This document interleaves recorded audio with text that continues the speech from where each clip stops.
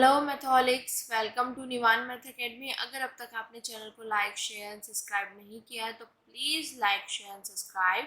और आज का जो हमारे पास टॉपिक है वो है दिस एग्जाम्पल, जो कि हमारे पास Hamiltonian function then Hamilton equation of motion से रिलेटेड है। ठीक है बेटा। और इससे ऐसा ही एक क्वेश्चन हमने किया था लैग्रेंजियन इक्वेशन ऑफ मोशन के टाइम पर। तो आप वहाँ से भी मतलब सेम वही चीज़ है, सिर्फ हमने यहाँ पे यूज़ करना है हैमिल्टोनियन फंक्शन फाइंड करना है and Hamilton equation of motion find करनी है। ठीक है। और उसके लिए यहाँ पे भी हम लैग्रेंजियन फंक्शन फाइंड करेंगे। इतना क्लियर हो गया। तो सबसे पहले हम ये देखते हैं कि हमारे पास एग्जाम्पल क्या है, फिर इसके सॉल्यूशन पर चलते हैं। क्लियर बेटा।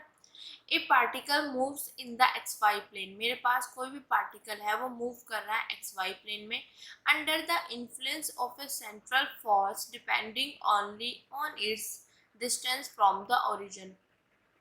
देखो, जो मेरे पास पार्टिकल यहाँ पे एक्स वाई प्लेन में मूव कर रहा है, तो ये वाली जो लाइन दी गई under the influence of A central force depending only on it's distance from the origin, ये चीज़ दी गई है हमारे पास पोटेंशियल के लिए। ठीक है। तो यहाँ पे पोटेंशियल के लिए आएगा। इतना क्लियर। अब देख लेते हैं एक बार किस तरीके से यहाँ पे बोला हुआ। देखो, जैसे ये मेरे पास क्या हो गया, यहाँ पे एक्स वाई प्लेन हो गया। ठीक है। तो मेरे पास कोई ना कोई पार्टिकल यहाँ पे प्रेजेंट होगा। अब देखो, अगर एक्स वाई प्लेन में प्रेजेंट है, यहाँ पे this is X axis, this is Y axis, तो एक्स वाई प्लेन में प्रेजेंट है तो इसके कोऑर्डिनेट क्या होंगे, एक्स वाई कोऑर्डिनेट यही तो होंगे। ठीक है। बट हमने जब लैग्रेंजियन में भी लैग्रेंजियन इक्वेशन ऑफ मोशन में भी एक क्वेश्चन किया था, तो वहाँ पे हमने पोलर कोऑर्डिनेट लिए थे। तो सेम यहाँ पे भी हम पोलर कोऑर्डिनेट ही लेंगे। पोलर कोऑर्डिनेट में क्या होगा हमारे पास, आर और थीटा। जो आर होता है वो होता है हमारे पास यहाँ पे, दिस इज ओरिजिन, ओरिजिन से डिस्टेंस। ठीक है। और जो थीटा होता है वो जो हमारे पास इनिशियल लाइन होती है या ओ एक्स के साथ जो एंगल बनाता है वो मेरे पास होता है थीटा। ठीक है। इतना क्लियर हो गया। अब हमारे पास सिंपल सी चीज़ है, इसकी आर और थीटा का एक्स वाई में मतलब क्या रिलेशन होगा वो चीज़ हम देख लेंगे, किस तरीके से डिफाइन किया जाएगा। ठीक है बेटा। इतनी चीज़ तो समझ आ गई ना। तो वही चीज़ मैंने, वही डायग्राम मैंने यहाँ पे बनाया हुआ है। ठीक है। तो देखो, अब यहाँ पे सिंपल सी चीज़ है, मेरे को ये जो हमें इसमें दिया गया है एग्जाम्पल में, पार्टिकल मूव्स कर रहा है एक्स वाई प्लेन, सिर्फ इतनी बात बोल दी गई है। अगर एक्स वाई प्लेन में मूव कर रहा है तो उसके जो कोऑर्डिनेट होंगे वो ये होंगे एक्स वाई। ठीक है। बट हम बात करेंगे पोलर कोऑर्डिनेट में, तो यहाँ पे पोलर कोऑर्डिनेट क्या हो जाएंगे, आर और थीटा। आर और थीटा जब यहाँ पे हो जाएंगे तो आर क्या होता है हमारे पास, फ्रॉम ओरिजिन से डिस्टेंस जो होगी हमारे पास वो होगा, और एंगल वो होगा हमारे पास ये जो थीटा है ओ एक्स से जो एंगल बनेगा, मतलब इनिशियल लाइन से। इतना क्लियर हो गया। और यहाँ पे हमें ये चीज़ दे दी गई है कि जो हमारे पास पोटेंशियल फोर्स है ड्यू टू सेंट्रल फोर्स, वो क्या कर रहा है, डिपेंड कर रहा only on it's distance from the origin, मतलब इसकी जो पार्टिकल है इसकी डिस्टेंस फ्रॉम द ओरिजिन। तो ओरिजिन से क्या डिस्टेंस है इसकी, आर। तो मेरे पास जो भी पोटेंशियल फोर्स होगा वो आर पे ही डिपेंड करेगा। तो वही चीज़ यहाँ पे लिखी हुई है। इतना क्लियर हो गया बेटा। क्योंकि इस पार्टिकल की ओरिजिन से जो डिस्टेंस है वो आर है, और ओरिजिन से जो डिस्टेंस होगी वो सिर्फ इसी चीज़ पे डिपेंड करेगा। इतना ठीक हो गया। अब बेटा हम इसके सॉल्यूशन पर चलते हैं। सॉल्यूशन पे वही चीज़ simple, assume that the particle P is located by its polar coordinate r theta. मेरे पास जो एक्स वाई प्लेन था वहाँ पे मेरे पास कोई पार्टिकल P लोकेटेड होगा जिसके कोऑर्डिनेट, पोलर कोऑर्डिनेट, ये मेरे पास कार्टेशियन कोऑर्डिनेट होंगे, पोलर कोऑर्डिनेट जो होंगे वो आर और थीटा से वहाँ पे हमने इसको लोकेट कर दिया। ठीक है। इतना क्लियर। फिर यहाँ पे लिखा हुआ है the potential due to the central force is this. अभी बताया, ये पूरी पूरी जो लाइन है वो हमारे पास पोटेंशियल को, मतलब पोटेंशियल के लिए है कि हमारे पास जो पोटेंशियल फोर्स होगा वो due to central force depending किस पे कर रहा है, only its distance from the origin, इसकी पार्टिकल की ओरिजिन से डिस्टेंस। तो वो क्या आ गया था मेरे पास यहाँ पे वी आर। तो वही चीज़ यहाँ पे लिखी हुई है। इतना क्लियर हो गया। तो यहाँ पे खुश होने वाली बात एक ये है कि जैसे हम क्वेश्चंस में क्या करते थे, काइनेटिक एनर्जी निकालते थे, पोटेंशियल एनर्जी निकालते थे, बट इस केस में क्या है, पोटेंशियल एनर्जी हमारे पास सिर्फ इतना ही पोर्शन है। ठीक है, तो यहाँ पे हमें ज़्यादा माइंड पोटेंशियल एनर्जी पे लगाना ही नहीं है। ओके बेटा, सिर्फ हमें काइनेटिक एनर्जी पे ध्यान देना है। अब देखो यहाँ पे अगर मेरे पास, देखो यहाँ पे ये अगर ये एक्स वाई है इसके, तो इसका मतलब क्या है कि ये एक्स एक्सिस पे कितना चला होगा, एक्स। ठीक है, तो यहाँ से यहाँ तक की जो ये एक्स होगा, और यहाँ तक ये जो चला है ये वाई पे चला है, तो दिस इज वाई। इतनी बात समझ आ गई। यहाँ से यहाँ तक की डिस्टेंस वाई, यहाँ से यहाँ तक की डिस्टेंस क्या होगी, एक्स। इतना ठीक है बेटा। वही चीज़ अब डायग्राम, आई होप ये चीज़ आपको समझ आ गया होगा। मैंने अब भी एक बार बना दिया और यहाँ पे भी सब चीज़ें वही हैं जो मैं आपको बता रही हूँ। ठीक है बेटा, एक्स एक्सिस वाई एक्सिस, हमारे पास ये एक्स एक्सिस पे अगर लोकेट है उसके एक्स वाई एक्सिस पर, तो इसके जो हमारे पास कोऑर्डिनेट होंगे वो एक्स वाई होंगे, पर यहाँ पे हम पोलर कोऑर्डिनेट लेके चलेंगे, आर और थीटा। तो आर ये हो गया मेरे पास, थीटा ये हो गया, और ये चीज़ हमें पता ही एक्स और वाई। ठीक है बेटा, अब देखो यहाँ पे अब बात आती है, देखो अब मैं एक चीज़ आपको बता देती हूँ। जब इस टाइप के हम क्वेश्चंस करेंगे तो पहला मेन टारगेट जो हमारे पास यहाँ पे रहेगा, सबसे पहले रहेगा यहाँ पे जनरलाइज्ड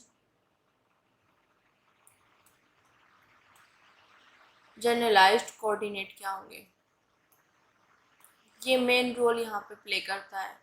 ठीक है, उसके बाद अगर हमें जनरलाइज्ड कोऑर्डिनेट का पता चल जाता है तो हम यहाँ से निकालेंगे काइनेटिक एनर्जी टी। फिर हमें सिंपल सी चीज़ है, पोटेंशियल एनर्जी ऑलरेडी गिवन है, यहाँ पे ये चीज़ बता दी। ठीक है, तो पोटेंशियल एनर्जी की यहाँ पे टेंशन लेने की नीड नहीं है। तो उसके बाद यहाँ पे हम निकालेंगे लैग्रेंजियन फंक्शन, जो कि हमारे पास क्या होता है, काइनेटिक एनर्जी माइनस के पोटेंशियल एनर्जी। इतना क्लियर हो गया। फिर यहाँ से हम निकालेंगे हैमिल्टोनियन फंक्शन। अब हैमिल्टोनियन जब फंक्शन निकालेंगे तो उसके लिए हमें यहाँ पे नीड पड़ेगी दिस। ठीक है, ये क्या होता है, एसोसिएटेड एक्सप्रेशन फॉर एन। ठीक है बेटा, यहाँ पे ये चीज़ समझ आ गई। अब जब हम हैमिल्टोनियन फंक्शन फाइंड कर लेंगे तो हम यहाँ पे यूज़ करेंगे हैमिल्टन इक्वेशन ऑफ मोशन। यहाँ पे यूज़ होगा हैमिल्टन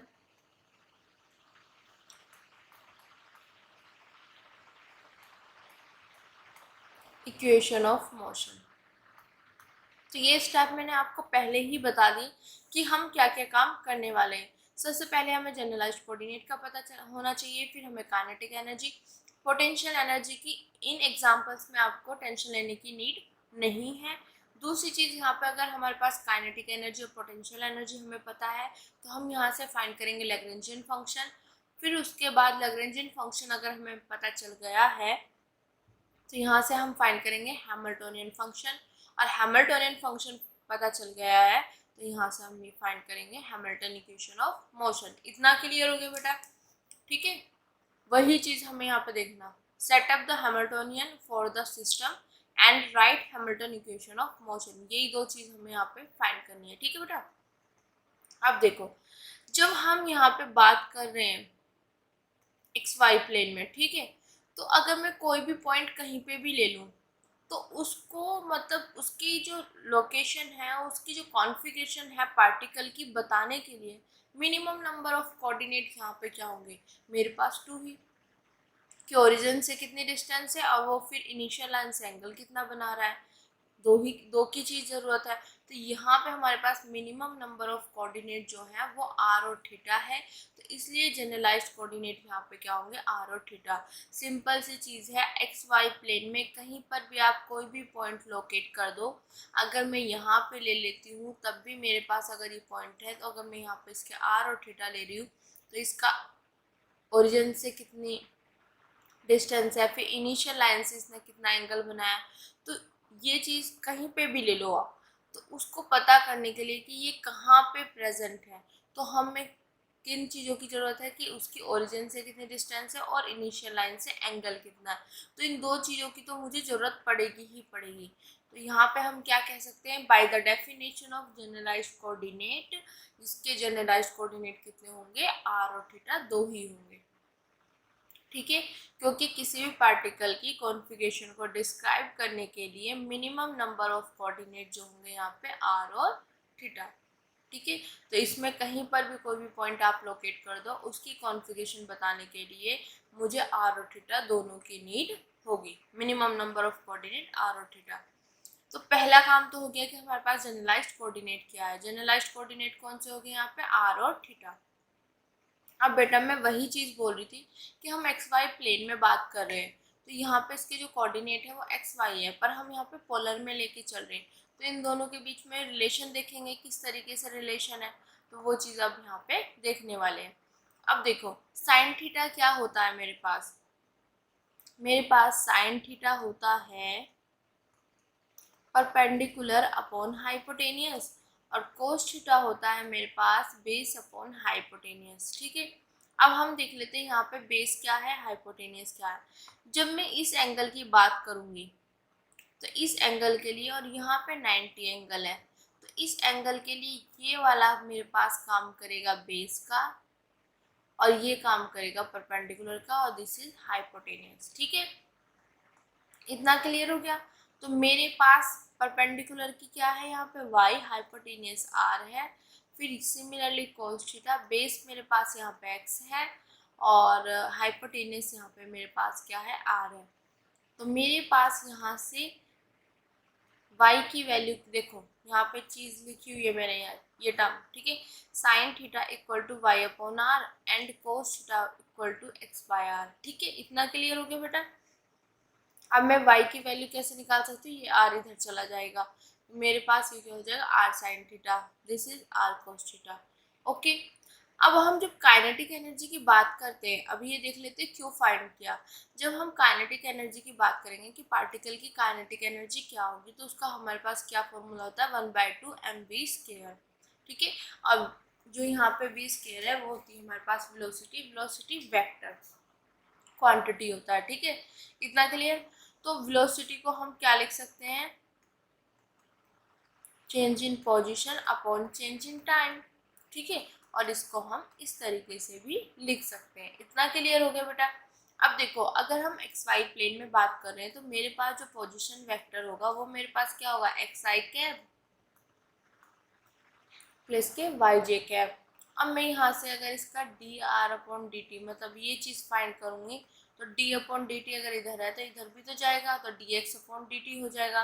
यहाँ पे क्या आ जाएगा, D X upon D T, और यहाँ पे D Y upon D T, और इसको हम क्या लिख सकते हैं, X dot I cap plus के वाई डॉट जे कैप। इतना क्लियर हो गया बेटा।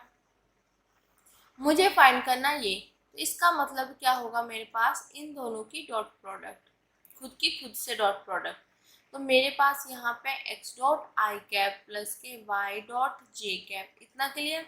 और यहाँ पे मेरे पास डॉट प्रोडक्ट, फिर वही एक्स कैप, ये चीज़ हो गया, और यहाँ पे डॉट है। ठीक है बेटा। अब जब भी हम डॉट प्रोडक्ट करते हैं तो हमें ये चीज़ पता है कि सेम के साथ डॉट प्रोडक्ट 1 आती है, पर डिफरेंट के साथ उसकी डॉट प्रोडक्ट क्या आ जाती है, 0। तो जब मैं आई की आई के साथ करूँगी तो 1 बनेगा, जे के साथ करूँगी तो 1 बनेगा। ठीक है, तो इसका आसान तरीका हम किस तरीके से निकालते हैं बेटा, आई वाले का आई वाले के साथ, जे वाले का जे वाले के साथ। तो यहाँ पे एक्स डॉट है, यहाँ पे भी एक्स डॉट है, तो मेरे पास क्या हो जाएगा, एक्स डॉट का स्क्वायर। इतना क्लियर। यहाँ पे वाई डॉट है, यहाँ पे वाई डॉट है, तो वाई डॉट का स्क्वायर। और जो आई कैप डॉट आई कैप मतलब इनका जो डॉट हो जाएगा वो हो जाएगा मेरे पास 1। सिमिलरली जे कैप डॉट जे कैप हो जाएगा 1। ठीक है बेटा, वही वैल्यू यहाँ पे रख दी। अब देखो मेरे को काइनेटिक एनर्जी फाइंड करने के लिए मुझे ये पता होना चाहिए और ये पता होना चाहिए, तभी तो हम फाइंड कर पाएंगे। तो मुझे एक्स और वाई की वैल्यू का पता है, तो यहाँ से मैं इनका निकाल सकती हूँ। इसको क्या बोलते हैं बेटा, D Y upon D T, और इसको बोलते हैं D X upon D T. ठीक है, इतना क्लियर हो गया। तो जब मैं यहाँ से निकालूंगी तो तभी तो यहाँ पे पुट करूंगी ना। अब देखो यहाँ पे, अब यहाँ पे क्या होगा, आर को हमने कांस्टेंट नहीं लेना है, क्योंकि यहाँ पे मेरे पास जो जनरलाइज्ड कोऑर्डिनेट है वो आर और थीटा दोनों है।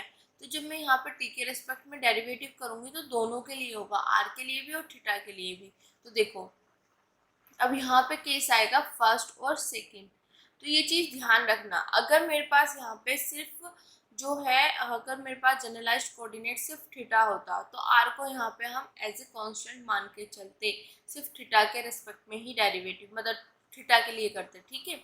बट यहाँ पे आर और थीटा दोनों जनरलाइज्ड कोऑर्डिनेट है तो यहाँ पे दोनों के लिए होगा। इस चीज़ को माइंड में सेट कर लेना, क्योंकि बच्चे कंफ्यूज हो जाते हैं, आर को कांस्टेंट मान लेते ये बाहर हो जाएगा फिर निकाल देंगे तो हमारा आंसर पूरा का पूरा गलत हो जाएगा। तो इसमें डिफरेंस क्या है कि यहाँ पे हमारे पास जनरलाइज्ड कोऑर्डिनेट आर और थीटा दोनों है तो दोनों के लिए करेंगे, ठीक है। अगर कोई एक होता तो दूसरे को हम एज ए कांस्टेंट मान लेते हैं, ठीक है बेटा। अब देखो first as it is second का डेरिवेटिव, अब सेकंड का करूंगी तो साइन थीटा का क्या होता है कोस थीटा और D theta upon D T. इसका मतलब क्या होता है D theta upon D T, ठीक है बेटा, जिसको थीटा डॉट से रिप्रेजेंट कर दिया प्लस, ठीक है। अब sine theta as it is और इसका आर डॉट, इतना क्लियर हो गया। सिमिलरली यहाँ पे देखो मेरे पास first as it is cos theta का क्या होगा, कोस थीटा का होगा माइनस के साइन थीटा, तो मैंने माइनस साइन यहाँ रख दिया और साइन थीटा, और थीटा का D theta upon D T, तो थीटा डॉट प्लस, अब cos theta as it is R का क्या होगा आर डॉट, मतलब D R upon D T, तो जिसको हम आर डॉट से प्रेजेंट कर देंगे, ठीक है। इतना क्लियर बेटा। अब ये वैल्यू है और ये वैल्यू है, इनको यहाँ पे पुट कर देंगे और ये चीज़ ध्यान देना यहाँ पे स्केयर हो रहा है, ठीक है। तो वही चीज़ मैंने अब यहाँ पे ओपन कर दी, और किस तरीके से ओपन करी वो चीज़ देखना, a प्लस बी का होल स्केयर, तो इसका स्केयर प्लस इसका स्केयर दोनों का मल्टीप्लाई करके 2 से मल्टीप्लाई करके ऐड कर दो, फिर a माइनस बी का होल स्केयर, इसका स्केयर प्लस इसका स्केयर माइनस 2 और दिस एंड दिस, ठीक है, ये चीज़ करनी है। तो वही चीज़ मैंने यहाँ पे लिख दी 1/m, फर्स्ट का स्केयर सेकेंड का स्केयर, ठीक है, क्योंकि यहाँ पे मैंने रखी है पहले एक्स डॉट की वैल्यू, मतलब ये वाली वैल्यू, तो यहाँ पे a माइनस बी का है ना, तो a माइनस बी का मेरे पास क्या होता है a का स्केयर प्लस के b का स्केयर माइनस के 2ab, ओके बेटा। तो वही चीज़ है, पहले का स्केयर दूसरे का स्केयर माइनस साइन है 2 और फिर ab, पूरा का पूरा लिख दिया, ठीक है।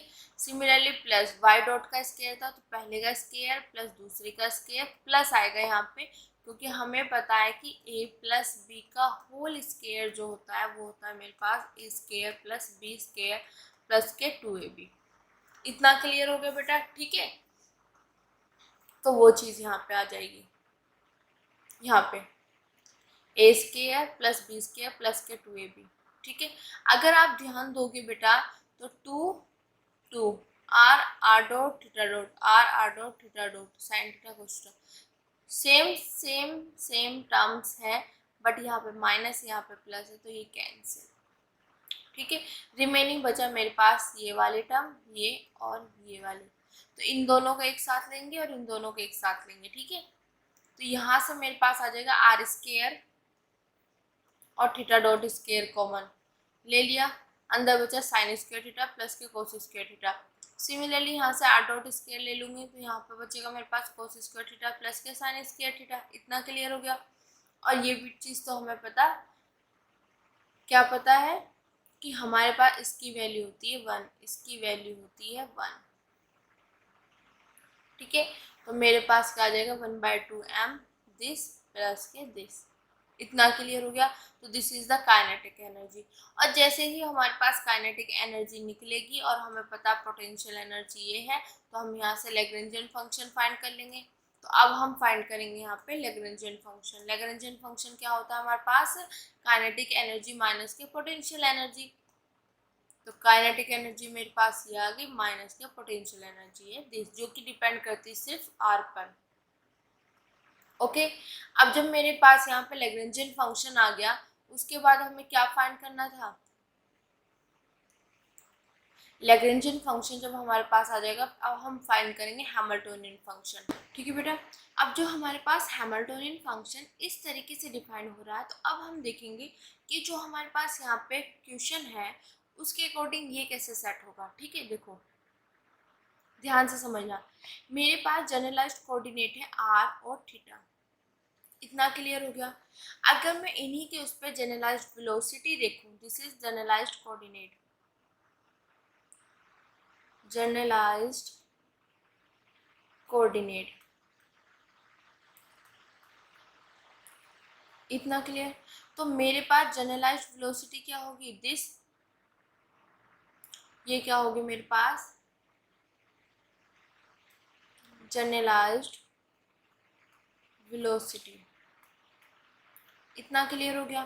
और इसी तरीके से अगर मैं इसके करस्पॉन्डिंग अगर मैं जनरलाइज्ड मोमेंटम देखूं तो मेरे पास क्या आएगा यहाँ पे जनरलाइज्ड मोमेंटम पी आर, और इसके करस्पॉन्डिंग जो जनरलाइज्ड मोमेंटम आएगा वो आएगा मेरे पास पी थीटा। इसको आप लेट भी कर सकते हो, मतलब यहाँ पे लिख सकते हो कि P R is the generalised momentum corresponding the generalised coordinate R, और इसी तरीके से थीटा का, ठीक है। ये मेरे पास हो जाएगा जनरलाइज्ड मोमेंटम, इतना क्लियर हो गया, ठीक है। जैसे कि हमारे पास देखो Q1 Q2 मेरे पास क्या होते हैं, जनरलाइज्ड कोऑर्डिनेट होते हैं, तो मेरे पास जनरलाइज्ड वेलोसिटी क्या होगी, दिस, ठीक है। और जनरलाइज्ड मोमेंटम क्या होगा, P1 P2, तो वही चीज़ यहाँ पर है, ठीक है। जनरलाइज्ड कोऑर्डिनेट ये है तो जनरलाइज्ड वेलोसिटी ये होगी और जनरलाइज्ड मोमेंटम ये होगा। तो इतनी चीज़ क्लियर होगी बेटा। अब देखो अगर मैं यहाँ पे बात करूँ, यहाँ पे क्या होता है समीशन, समीशन में आता है हमारे पास अगर n की वैल्यू 1 है 2 है 3 है 4 है, उस तरीके से यहाँ पे मेरे पास n की वैल्यू जो है वो है मेरे पास 2, क्योंकि 2 तक ही बात कर रहे हैं। जनरलाइज्ड कोऑर्डिनेट क्या है यहाँ पे 2, ठीक है, तो 2 की ही बात करेंगे। तो n की वैल्यू 2 है, तब मेरे पास यहाँ पे हैमिल्टोनियन फंक्शन क्या हो जाएगा मेरे पास, P1 Q1 डॉट, दिस ये ऊपर कैप लगा हुआ है, सॉरी बेटा ये चीज़ लिख दो, ठीक है। अब यहाँ पे समीशन है तो समीशन का मतलब सम होता है, ठीक है। और यहाँ पे P2 दिस, इतना क्लियर हो गया बेटा, ठीक है। P1 Q1 डॉट कैप और दिस, और माइनस के लास्ट में जो है मेरे पास वो ये आ जाएगा, ठीक है। क्योंकि n की वैल्यू 2 है, जब यहाँ पे n की वैल्यू 2 रखेंगे तो एक बार तो i की वैल्यू 1 रखा जाएगा और एक बार i की वैल्यू 2 रखा जाएगा, ये चीज़ आ जाएगी निकल के। अब देखो यहाँ पे मेरे पास P1 क्या है, मेरे पास पी आर, Q1 डॉट क्या है मेरे पास आर डॉट, इसको यहाँ से हटा देते हैं तभी लिखते हैं, P1 है पी आर, Q1 डॉट है मेरे पास आर डॉट, प्लस के P2 है मेरे पास पी थीटा, Q2 डॉट है मेरे पास यहाँ पे थीटा डॉट, और दिस माइनस के L cap, associated expression for L, ठीक है। अब यही इक्वेशन आ गई ना निकल के, P R this P theta this, ठीक है, इक्वेशन नंबर फर्स्ट। अब देखो हैमिल्टोनियन फंक्शन को फाइंड करने के लिए मुझे इसका पता होना चाहिए, मुझे इसका पता होना चाहिए और मुझे इसका पता होना चाहिए, तभी मैं हैमिल्टोनियन फंक्शन फाइंड कर पाऊंगी। अब देखो एक सिंपल सा लॉजिक आपको बताऊं, जब मैं एसोसिएटेड एक्सप्रेशन फॉर एल निकालूंगी तो उसके लिए भी मुझे यहाँ से आर डॉट और थीटा डॉट निकालना होगा, मीन्स जनरलाइज्ड वेलोसिटी मुझे फाइंड करनी होगी, और इसी के काम से हमारे पास ये टर्म्स भी निकल जाएंगी। मतलब एक चीज़ निकालेंगे उससे हमारे पास ये भी काम हो जाएगा और ये भी काम हो जाएगा, इतना क्लियर हो गया, ठीक है। अब देखो आगे बेटा कैसे करना है। अब हम सिंपल सी चीज़ है, जब हम ये चीज़ निकालना चाहते हैं कि आर डॉट थीटा डॉट किस तरीके से निकालते हैं, तो हमारे पास क्या तरीका होता है। देखो जब भी हमारे पास अगर मुझे पी आर निकालना, पी आर नहीं पहले पी आई के लिए कर लेते हैं।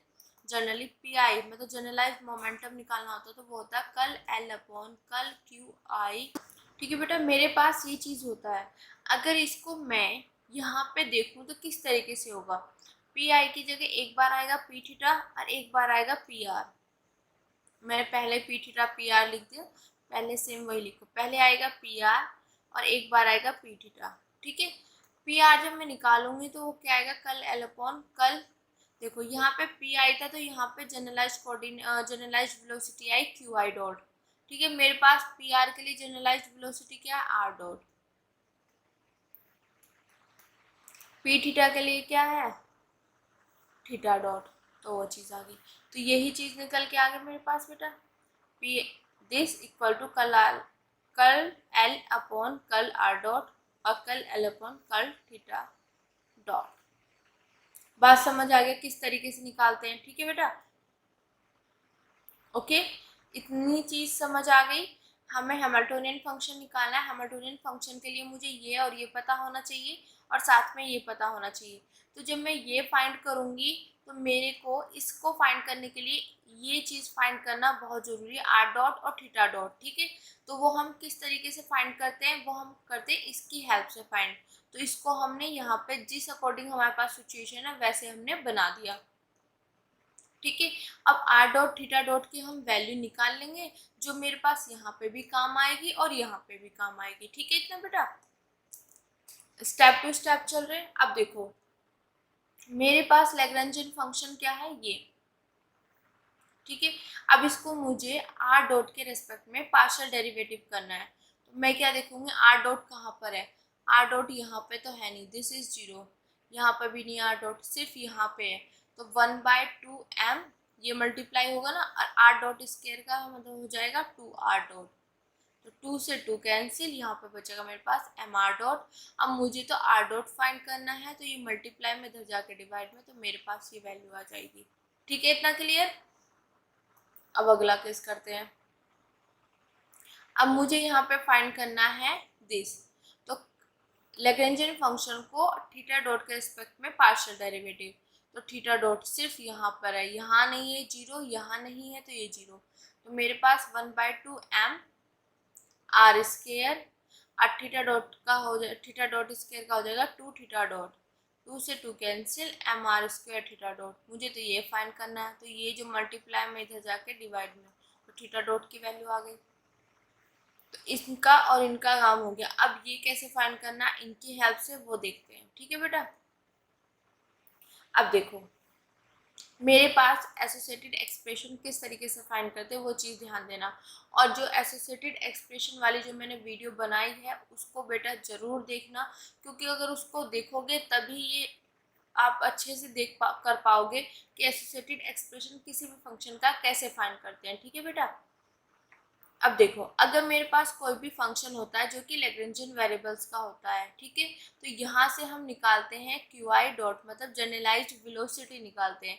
फिर इसकी वैल्यू जब मैं इसमें पुट करती हूँ तो मेरे पास एक नया फंक्शन आता है दिस। ठीक है, जो कि मेरे पास हैमिल्टोनियन वेरिएबल्स का फंक्शन होता है, और इसी को बोलते हैं हम associated expression for this function. ठीक है, तो यहाँ पे हमारे पास एफ की जगह क्या है, एल। इतना क्लियर। और यहाँ पे जनरलाइज्ड वेलोसिटी की जगह है मेरे पास आर डॉट और थीटा डॉट। ठीक है, तो इनकी वैल्यू निकालो। इसमें अगर मैं पुट कर देती हूँ तो मेरे पास ये आ जाएगा एसोसिएटेड एक्सप्रेशन फॉर एल। तो वही चीज़ यहाँ पे हम करने वाले हैं। ठीक है बेटा, आर डॉट और थीटा डॉट की वैल्यू मेरे पास निकल के आ गई है, उनको मैं यहाँ पे पुट कर दूंगी। पुट करते ही मेरे पास क्या आ जाएगा, एसोसिएटेड एक्सप्रेशन फॉर एल। ठीक है, तो 1/2m आर स्क्वायर, ये वैल्यू मैंने यहाँ पे पुट कर दी। इतना क्लियर हो गया, ये निकल के आ गया। अब देखो मेरे पास ये भी निकल गया और ये भी निकल गया, तो इसमें मैं पुट कर दूँ वैल्यू, तो इसमें मैंने वैल्यू पुट कर दी। अब देखो एक चीज़ और बताना चाहूँगी, इनका मतलब क्या है। इसका मीनिंग सिर्फ इतना सा है कि आर डॉट की वैल्यू मुझे किसके टर्म्स में लिखनी है, पी आर के टर्म्स में। थीटा डॉट की वैल्यू मुझे पी थीटा के टर्म्स में लिखनी है। तो देखो आर डॉट की वैल्यू क्या मेरे पास पी आर के टर्म्स में आ गई, यस। यहाँ पे आ गई पी थीटा के टर्म्स में, यस। तो इसका मतलब सिंपल लैंग्वेज में ये हो गया कि जो इसका मतलब मेन मीनिंग तो यही है कि इसको हमने लिखना है इनकी टर्म्स में। ठीक है, तो या आप इसी लैंग्वेज में आप ये चीज़ समझ सकते हो कि इनकी वैल्यू निकालो और यहाँ पे पुट कर दो। ठीक है बेटा, तो मैंने पुट कर दिया। अब मेरे पास जो यहाँ पे माइनस वाला था, ये माइनस दिस, तो ये वैल्यू रखी, तो ये माइनस हो जाएगा और दिस प्लस। ठीक है बेटा, इतना क्लियर हो गया। अब आगे कर लेते हैं सिंप्लीफाई। पी आर का square upon M, P theta का स्क्वायर अपॉन दिस, आइए अब यहाँ से मेरे पास क्या होगा, देखो यहाँ पे अगर अंदर में इसकी मल्टीप्लाई कर दूँ तो माइनस के 1/2 m। अब देखो इस m से ये यहाँ पे m है, यहाँ पे m स्क्वायर है, तो अपॉन में एक m बचेगा। ठीक है, यहाँ पे r स्क्वायर है, यहाँ पे r की पावर 4 है, तो अपॉन में r स्क्वायर बचेगा और दिस। बात समझ आई कैसे कर लिया? ठीक है, अंदर प्लस माइनस माइनस 1/2। अब देखो यहाँ पे m है, यहाँ पे m स्क्वायर है, तो यहाँ पे अपॉन में m आ जाएगा और दिस। सिंपल है, और प्लस के दिस। सिर्फ सिंप्लीफाई किया, अंदर मल्टीप्लाई जो हम करते हैं छोटी क्लासेस में सिर्फ वो काम किया है। अब देखो यहाँ पे मेरे पास पी आर यहाँ पे भी है, पी आर यहाँ पे भी है, तो पी आर स्क्वायर कॉमन ले लिया दोनों जगह से, एम यहाँ भी, तो ये भी कॉमन ले लिया। यहाँ पे बचा मेरे पास 1 और यहाँ पे बचा माइनस के 1/2। सिमिलरली ये चीज़ और ये चीज़ दोनों में कॉमन है बाहर, यहाँ पे 1 माइनस के 1/2। ठीक है, ये as it is.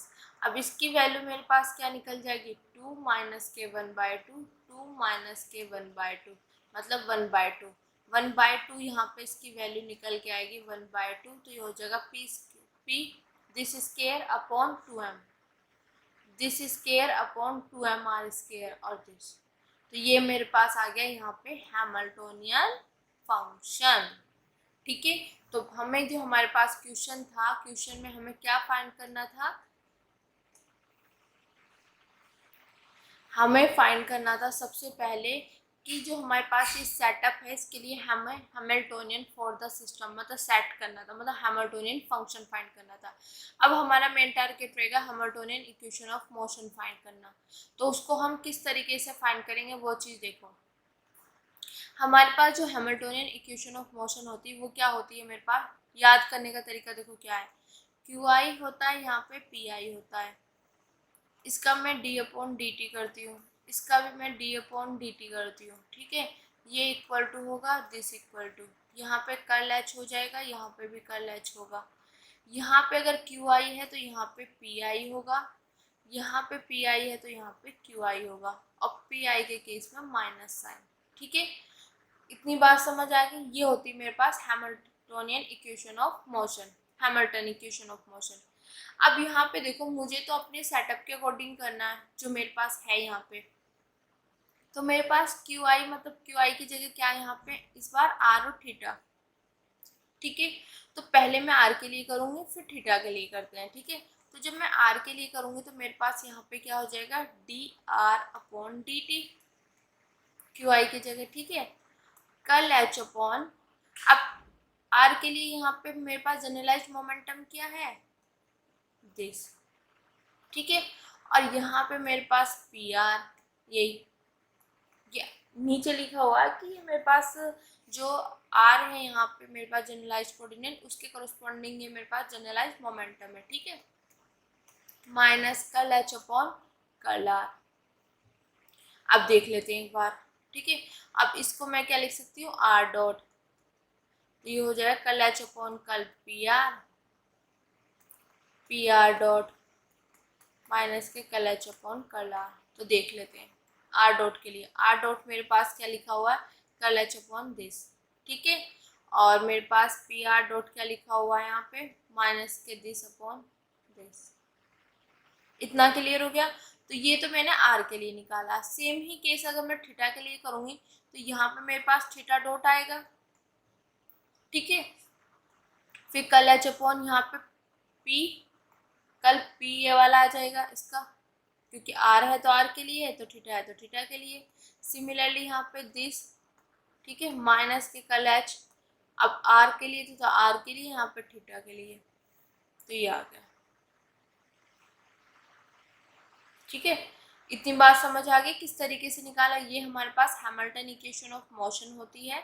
According to situation हमने ऐसे निकाला, आर के लिए ये निकल के आएगा, फिर सिमिलरली मैंने ये चीज़ लिख दी। सेम वही चीज़ है, आप ऐसे करोगे ना D theta upon D T, तो थीटा डॉट हो जाएगा, यहाँ पे पी थीटा आ जाएगा। ठीक है, इसी तरीके से यहाँ पे पी थीटा, यहाँ पे थीटा।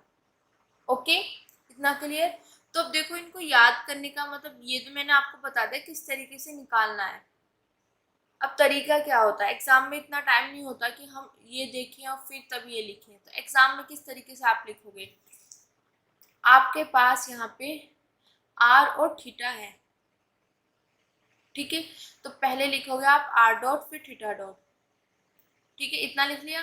फिर पी आर डॉट और थीटा पी थीटा डॉट, ठीक है, इतना समझ आ गया। पहले आर डॉट फिर थीटा डॉट फिर दिस और फिर दिस, ये चीज ध्यान रखना। जब ये चीज निकालोगे तो अपॉन में यहाँ पे जब आर इसकी बात करोगे, आर डॉट की मतलब आर की बात करोगे तो यहाँ पे पी आर आएगा, ठीक है, आर की बात करोगे तो ये आएगा, थीटा की बात करोगे तो ये आएगा। जब यहाँ पे इसकी बात करेंगे तो यहाँ पे आर आएगा, इसकी बात करोगे तो यहाँ पे टी आएगा, इतना ध्यान रखना। दिस तो ये मतलब जैसे हमारे पास इस तरीके से होता है ना, एक मिनट ये हटा देती हूँ, इसका तरीका बता देते हैं, ठीक है। जैसे कि मैंने ये निकाला तो मेरे पास इसके लिए क्या है पी आर, ठीक है, इसके लिए क्या है, और देखो curl H curl H curl H curl H, सब में कर्ल एच है। अपॉन की बात कर रही हूँ, अपॉन में अगर यहाँ पे आर है तो यहाँ पे पी आर, यहाँ पे थीटा है तो पी थीटा, ये है तो अपोजिट कर दो। अब यहाँ पे पी आर लिया तो यहाँ पे आर आ जाएगा, यहाँ पी थीटा लिया तो यहाँ पे थीटा आ जाएगा, ठीक है। और ये चीज ध्यान रखना कि जब हम जनरलाइज्ड मोमेंटम की बात करेंगे तो नेगेटिव साइन आएगा, मतलब पी से रिलेटेड बात करेंगे तो नेगेटिव साइन आएगा। इस तरीके से आपने माइंड में सेट रखना, ठीक है। जो भी मेरे पास यहाँ पे जनरलाइज्ड कोऑर्डिनेट होंगे आर और थीटा, तो आर डॉट थीटा डॉट, ठीक है, P R dot theta P theta dot, फिर सब में क्या लिखोगे यहाँ पे curl H curl H curl H curl H, P वाले केस में माइनस साइन, फिर यहाँ पे आर है तो पी आर, थीटा है तो पी थीटा, पी आर है तो आर, पी थीटा है तो थीटा, ठीक है बेटा। अब ये चीज तो हमारे पास आ गया। अब देखो मुझे हैमिल्टोनियन फंक्शन को पी आर के रेस्पेक्ट में पार्शियल डेरिवेटिव करना है। अब मेरे पास पी आर यहाँ तो है नहीं, सिर्फ ये वाला पोर्शन है, तो मेरे पास इसका पी आर स्क्वायर का क्या हो जाएगा टू पी आर, टू से टू कैंसिल तो ये आ जाएगा, इतना क्लियर। फिर मेरे को हैमिल्टोनियन फंक्शन को पी थीटा के रेस्पेक्ट में, तो मेरे पास ये है तो यहाँ जीरो यहाँ जीरो, तो इसका हो जाएगा टू पी थीटा दिस, तो टू से टू कैंसिल ये आ गया मेरे पास। इतना काम समझ आ गया बेटा,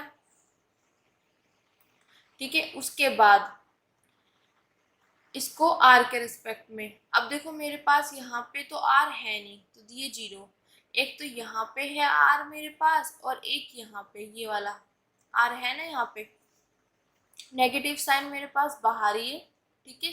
P theta square upon two M ये एज इट इज है।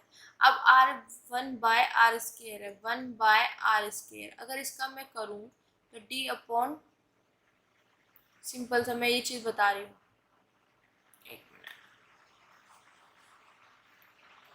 कर्ल अपॉन कर्ल आर, इसका करते हैं तो मेरे पास क्या होगा curl upon curl R, R की पावर माइनस के टू, ठीक है, ये क्या होगा माइनस टू और आर की power minus two minus one, तो माइनस टू आर की पावर माइनस थ्री, तो माइनस के टू बाय आर की पावर थ्री, तो यहाँ पर वही चीज़ लिख दी मैंने, ठीक है, माइनस के टू अपॉन आर की पावर थ्री प्लस, अब इसका क्या हो जाएगा वी डैश आर, क्योंकि मेरे पास क्या हो जाएगा यहाँ पे देखो कर्ल अपॉन कर्ल आर है और ये है मेरे पास इस तरीके से, तो ये हो जाएगा वी डैश आर, ठीक है, इतना क्लियर।